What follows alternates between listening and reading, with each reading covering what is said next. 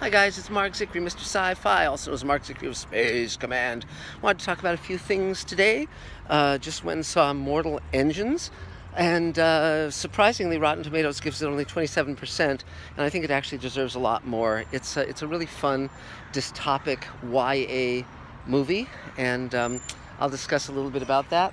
It's the ad said it was from the filmmakers of Lord of the Rings, so I assumed it was going to be directed by Peter Jackson, but it wasn't. It was actually directed by some other guy and written by Peter Jackson, Fran Walsh, his wife, and Philippa Boyens, who's also a screenwriter on the Lord of the Rings and The Hobbit and so forth. So, but essentially, it was a very entertaining film, and every now and then a science fiction or fantasy film comes out that I think is deserving of at least popularity and attention, and it gets just, buried for whatever reason. And one of the others of that ilk was John Carter, which Disney released, which was based on Edgar Rice Burroughs' Princess of Mars. And it wasn't a bad movie. It had a lot of cool stuff in it, and it was fun. But Disney had just decided it wasn't going to turn a profit, so they buried it. But if you haven't seen John Carter, it's entertaining and fun, and has some fun designs and so forth. And in terms of Mortal Engines, there's a subgenre of science fiction that is now young adult novels set in dystopic futures. And of course, Hunger Games fits into that category, as does the Divergent series of books and films, and now Mortal Engines, which is also based on a series of novels about a future where there's been a war that's destroyed Earth for the most part, and cities now are on wheels and basically scavenge and attack and destroy other moving objects and so forth. And it's published by Scholastic, so Deborah Forte is listed as one of the producers. She's with Scholastic, and in fact, when I was hired to adapt the Animorphs novels into a series of TV episodes, I did all the outlines and a number of scripts while I was a producer on Sliders, so I had nothing to do with the production of the Animorphs TV show, which I think was fairly troubled, but I did the outlines and scripts, a number of scripts for that show. But Deborah Forte was the executive at Scholastic that hired me and that I dealt with, and found her very pleasant to work with. So now she's on Mortal Engines, and it's a fun film. It's the visual effects are very good. The acting is good. Hugo Weaving plays the villain, and you would recognize him, of course, from The Matrix and from Lord of the Rings, etc. And it's got the Asian actress who's in the Mars Nat Geo series, and she's okay-ish.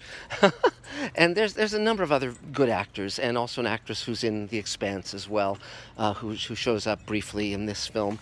But it's entertaining, it's diverting, it's fun, the visuals are great.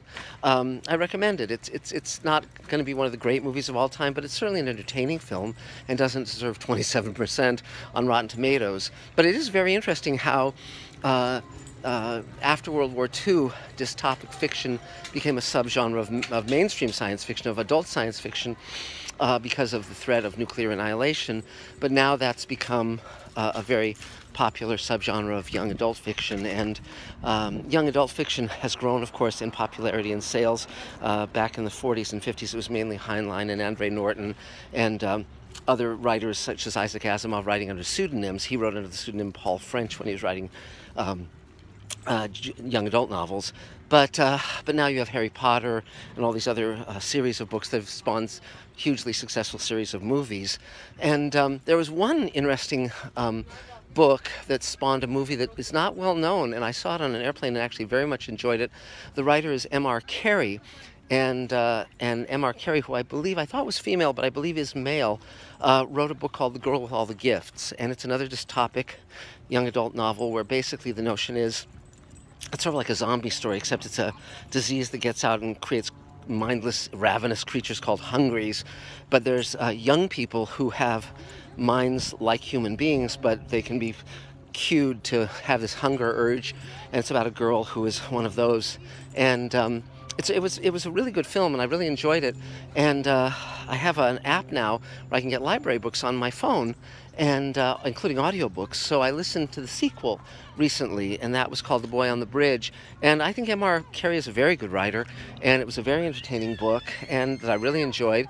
And it's a shame that that movie kind of came and went, but if you are on an airplane or get it on Netflix or Amazon or whatever, I recommend it. It's entertaining and well done, and the world that M.R. Carey creates is detailed and really interesting, as are M.R. Carey's characters. So anyway, I'm walking by a playground now, so there's little kid noises. So but so that's about it for now. Just kind of wanted to chime in about mortal engines and a number of the young adult novels that are set in dystopic futures. This is a subgenre that may fade out or dwindle, with decreasing revenue stream. But for now, it's creating some interesting books, some interesting characters.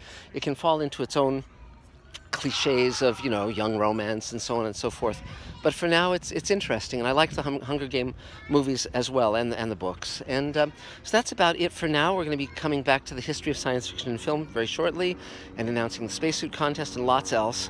So we'll talk soon. Marc Zicree, Mr. Sci-Fi. Subscribe to Mr. Sci-Fi. You can follow me on Facebook and Twitter, and that's about it for now. Talk to you soon. Bye bye.